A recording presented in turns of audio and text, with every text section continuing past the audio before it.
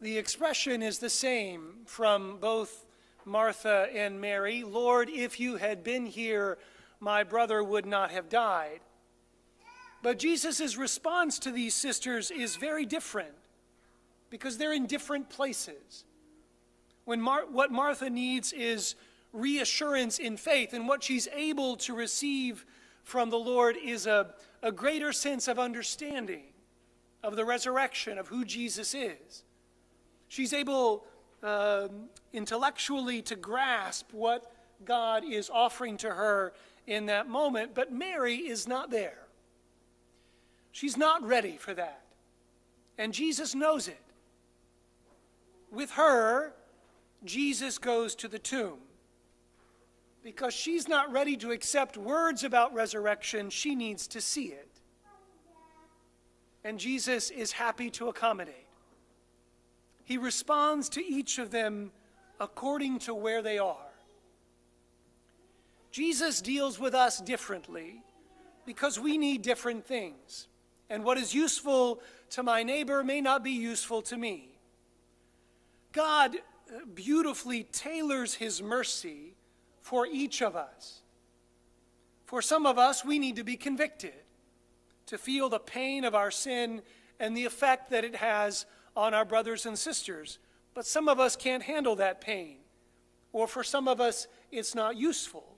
And so God reaches us in a different way by being tender and encouraging. For some of us who cannot even say that we're really sorry for what we've done, he simply wants to awaken in us a desire to be forgiven and to understand the meaning of sin. While for still others who may be scrupulous, he wants to help us to put our sin in perspective so that it doesn't control our lives and reduce us to despair. For each of us, God uses a different method because we are different.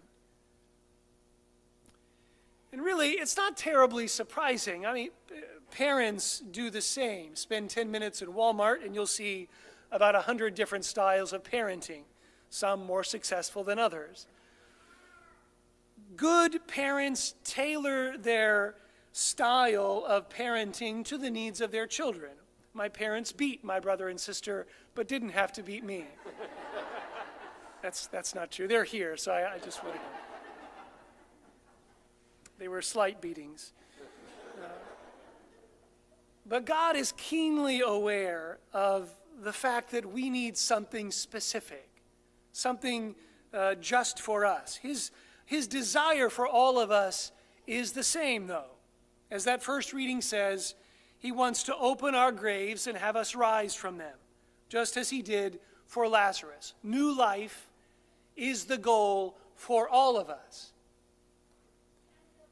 And as a result of this, it's really fascinating to think of how this works. Because each of us human beings are unique in the way in which we're able to receive mercy and in which we're able to receive the good things that God gives to us, when we look back on human history, we see this tremendous diversity of how God has worked in the lives of countless people. And particularly we see it in the lives of the saints. And so we can look back and we can see how in Mother Teresa he worked in this unique way. Even in the midst of the dryness that she experienced, still she served the poor as an expression of this desire to really acknowledge and minister to the presence of God. We see it in St. Josephine Bakhita.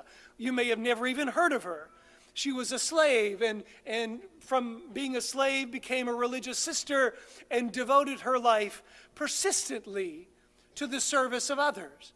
We see it in the life of St. Augustine, who was a man consumed by lust in his youth, and yet converted and became one of the greatest teachers in the history of the church. They're all saints. And there are countless others. They're all saints, but they're all very different, precisely because God has chosen to reach them in a different way. What makes them saints is that they embraced what God gave them rather than waiting for what they wanted. And this is, I think, the real challenge for us.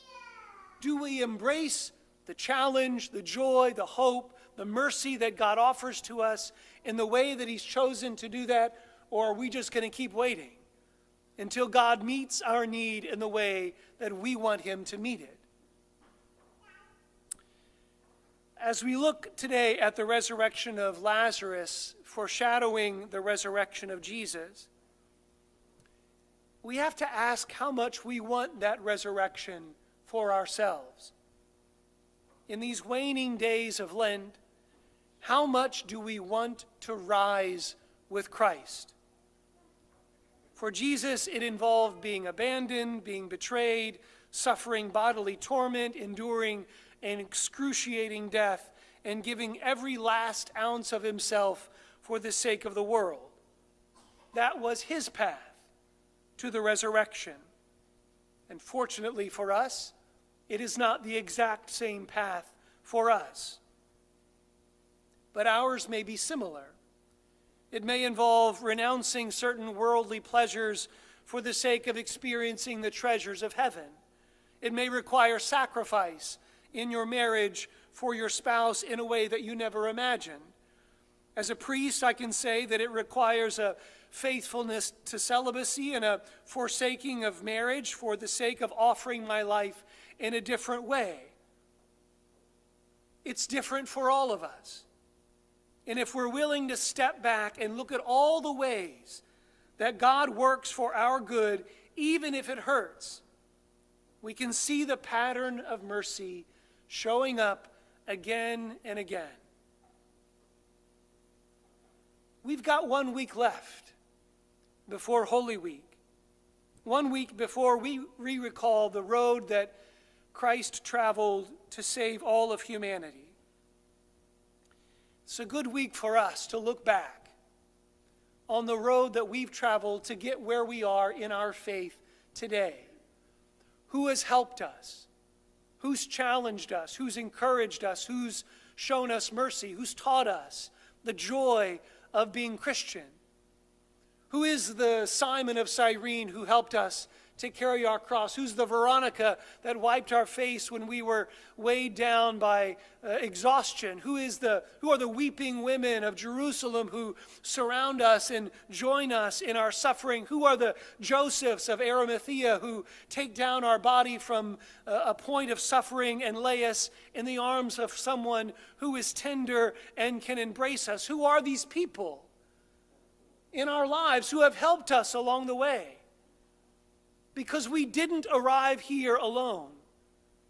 Someone has helped us. Let's use this last week to call these people to mind and to thank God that we have not had to travel it alone. For the sake of seeing God's hand in our lives and for the sake of being able to hear his voice again, let's retrace the steps that brought us here. And let's ask the Lord to keep guiding us, to keep sending people and the circumstances of life, so that by embracing them, we can embrace his mercy.